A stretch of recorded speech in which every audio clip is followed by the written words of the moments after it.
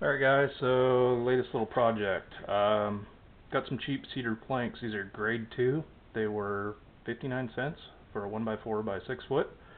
This is what's left over. I ended up getting, I think I got 80 of them. We have these little nice, perfect size stainless steel racks. There's 24 of them. It came with this industrial bakery or just whatever commercial food rack. Got it off Craigslist for 75 bucks. Not a bad deal. And you can kind of see where this is going. We started throwing cedar on the side of it. So I was going for like an outhouse style, as you can see.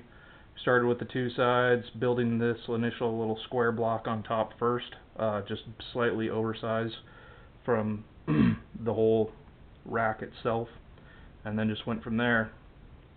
And we have a finished product today. I'm just going to go ahead and get some stain on it, some sealant. So here you go. Turned out pretty good.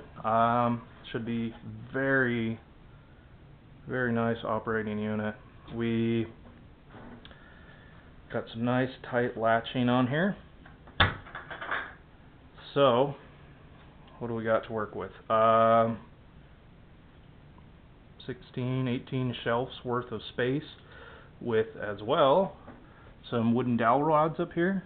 I believe these are 5/8, and en route is some stainless steel S hooks that will be able to slide up and down here. Anything you would like to hang. I got space for one more, which I'll pick up next. And yeah. We went ahead, put some thermometers on the side, one at the top rack, one roughly at the bottom rack, and a drip catch pan. Picked up a couple of these full sheet pans. Down in the bottom is a little $10 burner from Walmart, and a cheapo second-hand Value Village find for our wood chips, or pellets, which I prefer pellets lately. They're just cheaper, they last longer, easy to use. Get the same result, more or less. This white rope is stove gasket. You can find them at like your North 40, Big R style shops, and I just stapled it in there. Gives it a pretty tight seal, even in between the two doors, so that way when you're topping off your wood chips and you want to keep your heat in on the top, should work fine. The way that I started this whole project was with this top frame. So this little squared top frame or brace up here, you can see it's like a 1x1, or no, it's a 2x2, is just flush on the front here because we don't have any obstacles here on this front side, but on this side it's spaced out a little over a 1/4 inch, maybe 3/8 on both sides. Reason being is there's some bolts here. Some of these are welded, some of them are bolted. This is more of a light duty. Still seems to handle the weight pretty easy. That's maybe 80 pounds or so worth of material in here now. So yeah, just build this frame, taking into account any obstacles you might incur down here. At the bottom sides we did just inside the frame, and just slightly over above flush was, you know, more 1x2s or 2x2s, whatever these are. And on the side as well, you can see one sticking out there. And then that way you would bolt in your paneling top to bottom, add a few reinforcement screws.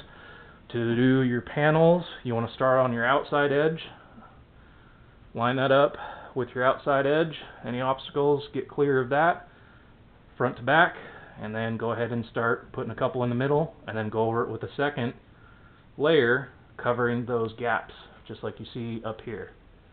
Same concept. So problem with that, we didn't do that on the front door, is this little air seal issue here. As you can see, these are plugged up. That might be temporary. I might pull them out to get some airflow going out the top, the highest point of the smoker here. And if needed, I could probably cut another vent in the bottom. Who knows? I don't think you'll need it. It's not super airtight, believe there's probably going to be some gaps here and there, but it doesn't really have to be. Should work awesome. Can't wait. We're going to get it stained up right now and go ahead and wheel it out for a burn tomorrow. Get it all burned in before we start doing any serious cooking in it. You want to get it nice and seasoned. Couple recommended tips is just spraying the inside down with olive oil or veggie oil, or wiping it down with Crisco. I just grabbed olive oil and I'll spray it down really good. I'm going to do some water seal on the outside, some Thompson's. Just to give it a little bit of protection. This is grade 2, it's probably going to soak it up, but we don't want this falling apart right away either, because this thing should last a very, very long time, and from the looks of it, we'd probably be able to fit a full deer in there and do it all at once. So it is on wheels, moves around, nice and convenient, nice and easy. I did put this little space heater in here. The bottom gauge, which is about the second shelf, was up to almost 170 degrees, and the top gauge was at 120, and that wasn't even turning it on to high. That was on, well, almost high on the low setting. There's 2 settings on it. It's a 1300, 1500 watt. If anybody wants to do that, which will probably be another side project within this one, would be a dehydrator for all your garden veggies and stuff.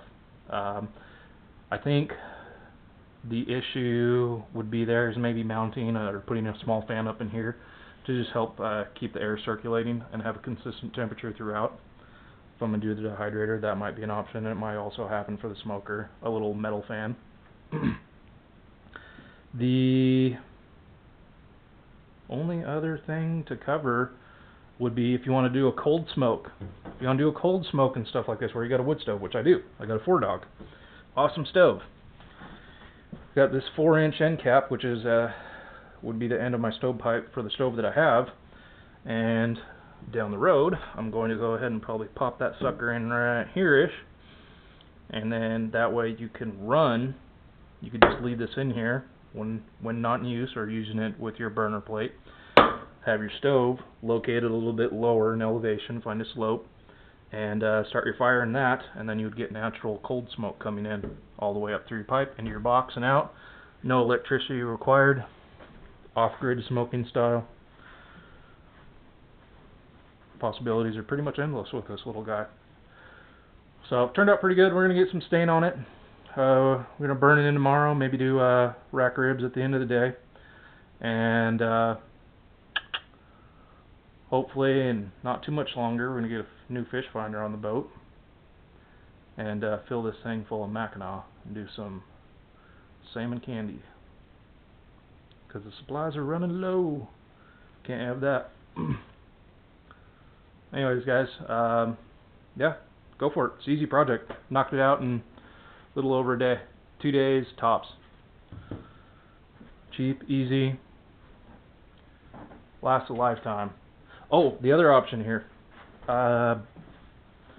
So if I were to do my smoke pan in the bottom here with my burner plate, and I were smoking with my wood chips or my wood pellets or whatever you're going to do in there, you got your drip pan here. If you, or what I'm going to try tomorrow, is I got another pan, and let's say I want to finish off my rack of short ribs or pork ribs or whatever you got cooking, chicken, and you've been smoking it all day. Well, throw some briquettes up on here, get that going. Now you got a briquette smoker to do whatever kind of grilling you want to do. You can put it, you know, adjust the height again if that's too close. Bring it up here. It's probably more ideal right there. And continue to have your smoke going. Have briquettes here. Have your meat here. Like I said, the possibilities are pretty much endless with this little thing. Just the orientation of the rack system is the heart of the system, which is exactly what it's built around. Endless possibilities. So yeah, hopefully we'll get some more videos of Get Smoking. We're going to do some pepper sticks down the road not too shortly. And again, yeah, hopefully some fish. But we'll break it in tomorrow if I can manage to wheel the beast outside to the garage.